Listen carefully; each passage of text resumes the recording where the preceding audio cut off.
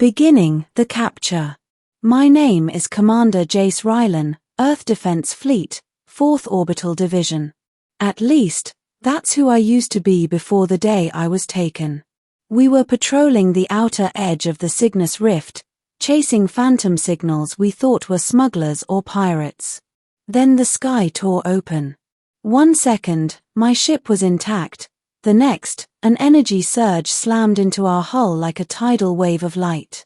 Every system blinked red.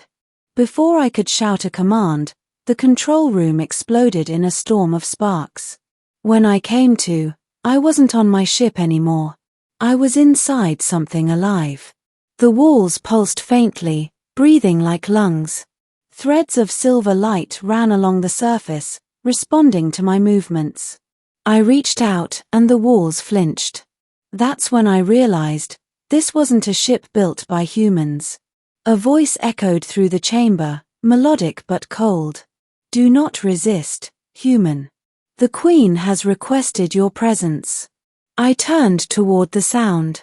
A figure emerged from the glowing mist, tall, elegant, clad in armor that shimmered like liquid starlight. Her eyes glowed gold.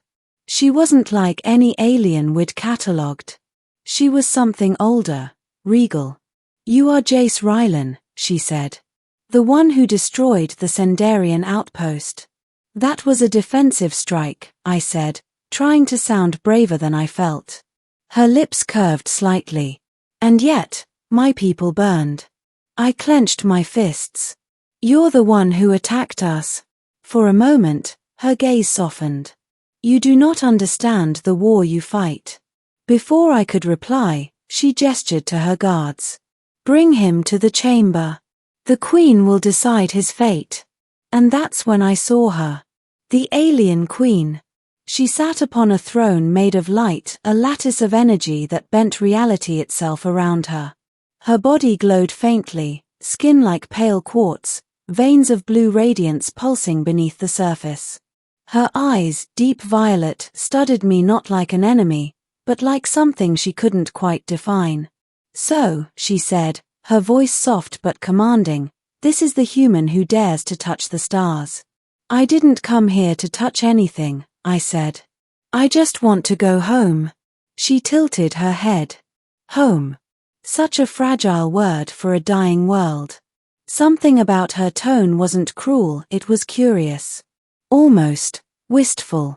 Your planet bleeds the same as ours, she continued. Your kind destroys what it fears. But you, she paused, stepping closer, you reached for the void. You wanted to understand. Her presence was overwhelming. Every instinct screamed at me to retreat, but I couldn't move. You will not be executed, she said. You will serve. I frowned. Serve you? A small smile curved her lips. No, Commander. Serve the balance. Middle, the Queen's burden. They kept me in a chamber overlooking the stellar core, the heart of their bioship. Days, or cycles, passed. I learned the Queen's name, Sarathra of the Vayari Dominion, ruler of 1,000 worlds once bathed in light, now fractured by endless war. Despite being a prisoner, I wasn't treated cruelly. The Vayari saw me as a curiosity, an ambassador from a primitive species who dared to fight gods. But the Queen, she saw me differently. She would visit me often. Sometimes she asked questions about Earth, our oceans, our art, our music. Other times, she would just watch me. You speak of peace, she said once, yet you built weapons that can shatter moons. Because we're afraid, I answered. Fear keeps us alive. Fear also keeps you small. Her words cut deeper than I expected. One evening, she invited me to walk with her through the luminal gardens, vast chambers filled with bioluminescent flora that pulsed in rhythm with her heartbeat. These are the last remnants of our origin world, she said. Before the Dominion fractured, before the wars. They're beautiful, I admitted. She looked at me, her expression unreadable. So are you. The air thickened. My heart skipped. I wasn't sure if she meant it as flattery or something else. Why are you telling me all this? I asked quietly. Because you listen, she said. Your kind shouts into the void, but you listen to it. She reached out, touching my hand, a small gesture, yet electric. For a moment, the biolights around us flared brighter.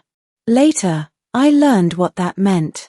The Queen was bonded to the Vayari heart, a living source of cosmic energy that connected her to every star in her empire.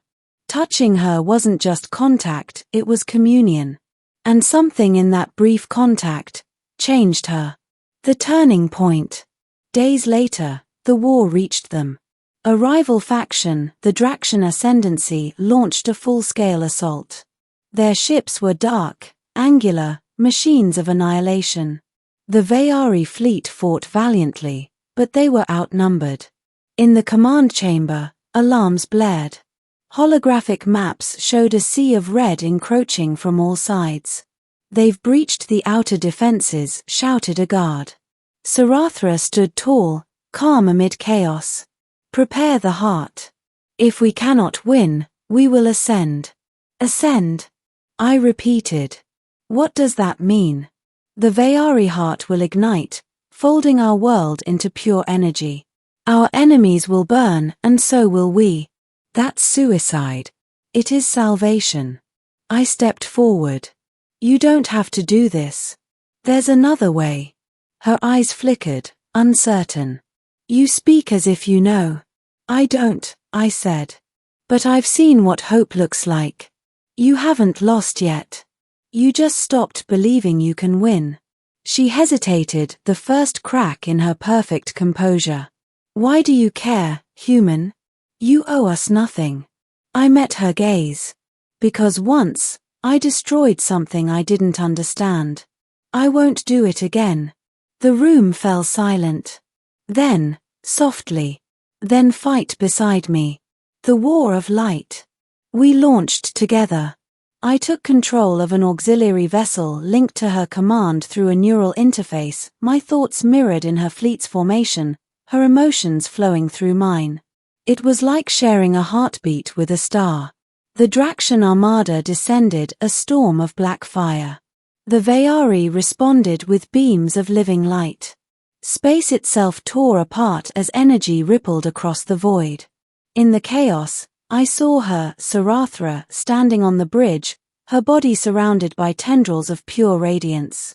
She wasn't just fighting, she was becoming the war. Every blast she absorbed weakened her, but she refused to yield.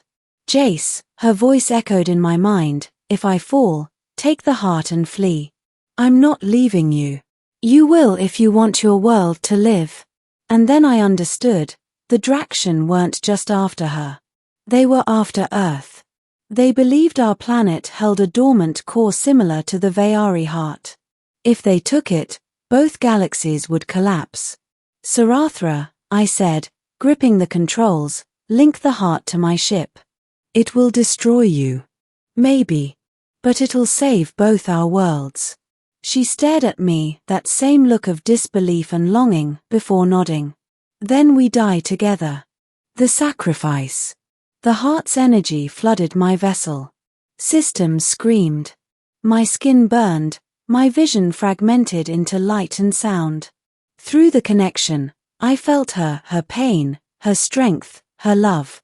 Together, we redirected the heart's core toward the Draxian flagship.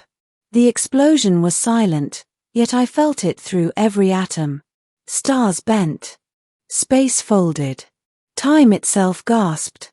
When the light faded, the Draxian fleet was gone. The Vayari ships drifted, damaged but alive. And I was floating among the wreckage. Jace, her voice whispered faintly. I turned. She was there, fading, her glow dimming. You changed me, she said. You showed me what it means to feel again. I reached out, but my fingers passed through her fading light.